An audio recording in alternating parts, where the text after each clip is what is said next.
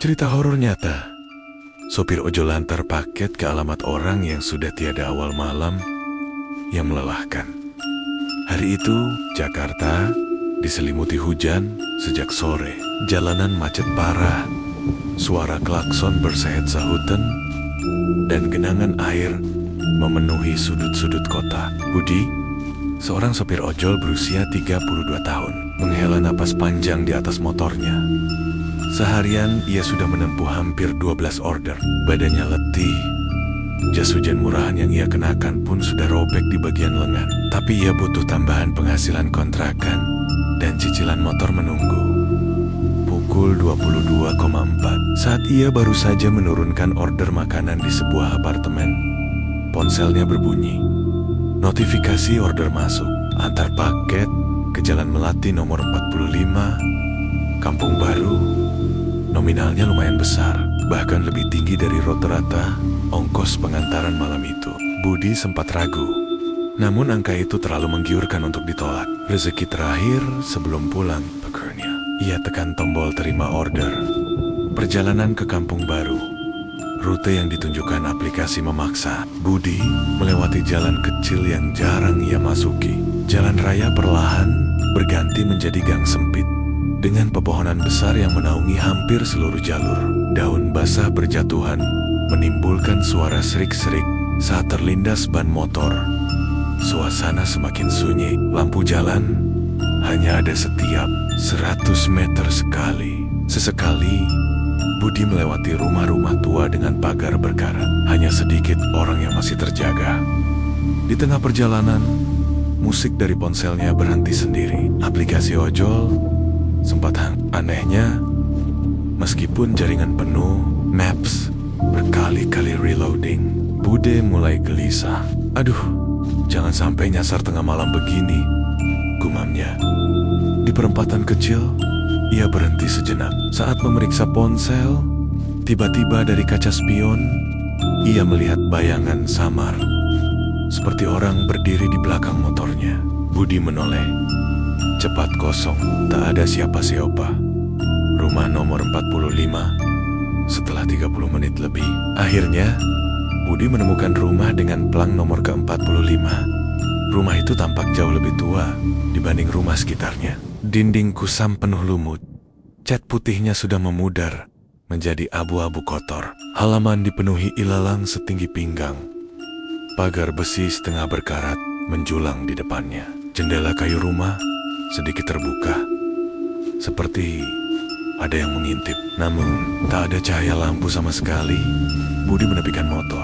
Ia mengetuk pagar. Tok, tok, tok. Permisi, paket ojol. Tak ada jawaban. Ia coba menelepon nomor penerima. Setelah beberapa dering, terdengar suara perempuan paruh baya. Lirih tapi jelas, Mas. Taruh saja paketnya di depan pintu. Suara itu membuat bulu kuduk Budi merinding. Rasanya terlalu dekat. Seakan-akan perempuan itu berbisik tepat di telinganya. Padahal ia masih di luar pagar. Menyerahkan paket dengan ragu, Budi mendorong pagar. Anehnya, pagar itu tidak terkunci. Padahal terlihat rapat dari luar. Mencoba menjaga keseimbangan di lantai teras yang licin karena lumut. Udara di sekitar rumah itu mendadak dingin, luar biasa. Napas Budi terlihat mengepul, seperti berada di daerah pegunungan. Padahal ia masih di Jakarta.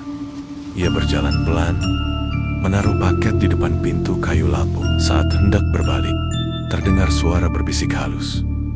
Terima kasih, Mas. Budi menoleh. Kosong, hanya pintu kayu yang berderit pelan, seakan ada yang baru saja membukanya. Ketakutan mulai merayap. Ia buru-buru keluar dan menutup pagar, lalu berlari ke motor. Namun motornya tiba-tiba sulit dinyalakan, seperti ada yang menahan. Setelah 3 kali mencoba, akhirnya motor hidup. Ia langsung tancap gas tanpa menoleh lagi. Gangguan di perjalanan. Pulang, saat melaju, Budi merasa motor berat seperti membawa penumpang. Dari kaca spion, samar terlihat bayangan sosok dengan rambut panjang duduk di jok belakang. Wajahnya tak jelas, pucat, menunduk. Ya Allah, Budi hampir menangis. Ia tak berani menoleh. Ia hanya membaca doa dalam hati. Sosok itu tampak ikut berguncang setiap kali motor melewati lubang jalan.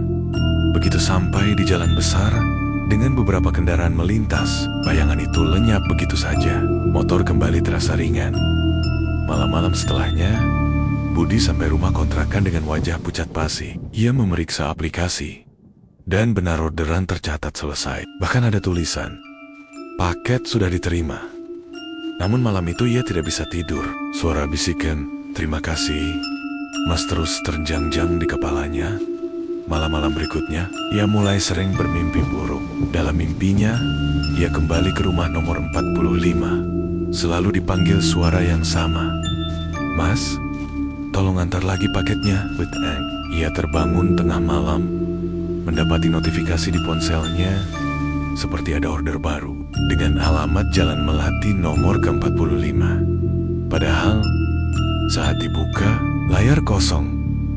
Kebenaran yang terungkap. 2 hari kemudian, pihak customer service ojol menelepon, Mas Budi, terkait orderan ke Jalan Melati nomor 45, ada masalah. Paket ternyata kembali ke gudang. Pengirim bilang belum ada tanda terima. Budi tercengang, tapi saya sudah antar langsung. Bahkan penerimanya bilang terima kasih. Petugas CS hening sesaat, lalu berkata, Mas, alamat itu sudah lama kosong. Pemilik rumah, seorang ibu parubaya, meninggal 5 tahun lalu. Rumah itu nggak ada penghuninya. Budi kaku, tangannya bergetar memegang ponsel. Ia jelas mendengar suara perempuan itu. Malam itu, bahkan bisikan di teras masih sangat nyata dalam ingatannya. Cerita dari warga sekitar. Beberapa hari kemudian, Budi memberanikan diri untuk kembali melewati daerah kampung baru di siang hari. Ia mampir ke warung kecil dekat sana dan bertanya tentang rumah nomor 45. Seorang bapak tua penjaga warung berkata pelan, "Oh, rumah Bu Sari ya? Sudah lama kosong, beliau meninggal mendadak. Katanya, karena sakit. Sejak itu, rumahnya nggak ada yang berani menempati." Budi bertanya lagi, "Tapi kalau malam ada yang tinggal?" Bapak itu hanya menggeleng. Kadang orang lihat lampu menyala sebentar atau dengar suara perempuan dari dalam. Tapi itu sudah biasa. Banyak cerita ojol yang nyasar dapat orderan ke sana. Trauma yang membekas. Sejak kejadian itu, Budi berjanji tidak lagi mengambil orderan malam yang terlalu jauh atau mencurigakan. Namun rasa takut tetap membekas. Setiap kali melewati Jalan Melati, meski siang bolong, ia merasakan hawa dingin yang sama.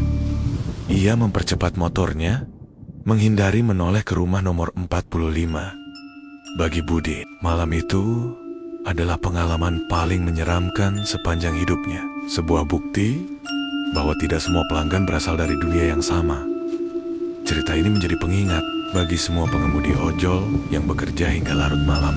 Bahaya di jalan bukan hanya soal kecelakaan atau tindak kejahatan, tapi juga pertemuan dengan penumpang yang tidak seharusnya ada. Dan hingga kini, di antara sopir-sopir ojol, alamat Jalan Melati nomor 45 masih disebat-sebat sebagai lokasi yang harus dihindari, alamat yang seakan tetap aktif di dunia maya, meskipun penghuninya sudah tiada di dunia nyata.